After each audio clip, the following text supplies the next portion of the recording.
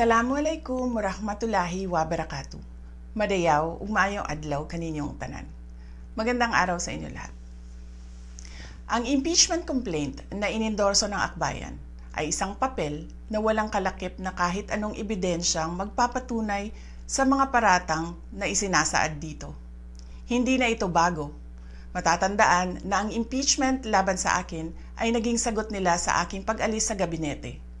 Isang hakbang na isinagawa dahil hindi na maipaliwanag ng Pangulo ang patuloy na pagkalugmok ng bayan sa kahirapan dulot ng kanyang kapabayaan at bisyo. Noong 19th Congress, binuksan pa nila ang isang Investigation in Aid of Legislation, hindi upang lumikha ng batas, kundi upang magsagawa ng isang malinaw na fishing expedition para sa planadong impeachment laban sa akin. Paulit-ulit nilang ibinandera ang isyung Mary Grace Piatos bilang umano'y bahid ng katiwalian, kahit na sa kabila ng lahat ng investigasyon ay wala silang naipakitang kahit isang direktang paglabag sa paggamit ng confidential funds. Sumunod na dito ang bentahan ng mga pirma para sa impeachment at ang mga tinaguriang for later release projects na ipinangako umano sa ilang miyembro ng Kamara upang itulang ang impeachment laban sa akin. Mga pangyayaring mismong inamin na ng ilang mambabatas sa kanilang mga naging pahayag.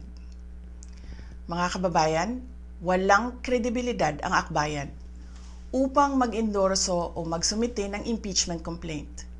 Ilang ulit ng hayagang ipinahayag ng kanilang pinuno ang kanyang intensyong tumakbo sa pagkapangulo. Isang malinaw na indikasyon ng pampulitikang motibo sa likod ng kanilang mga hakbang. Huwag nating kalimutan ang makasaysayang talumpati noong Agosto 2024 ni Risa Ontiveros, kung saan malinaw niyang inilahad ang tunay na motibo ng akbayan bilang isang grupo. At habang ang anak niya ay may kapangyarihan pa, hindi magiging madali ang ating laban.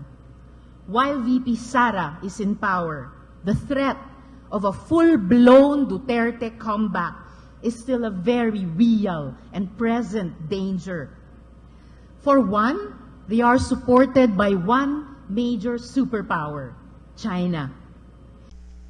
Kaya malinaw na lahat ng ito ay isang uri ng harassment at pang-aabuso sa proseso ng impeachment ng grupong akbayan.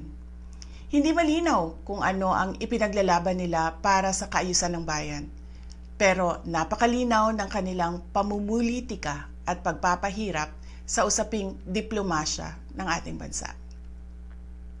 Sa huli, ang tunay na laban ay hindi lamang laban ng iisang tao o iisang grupo.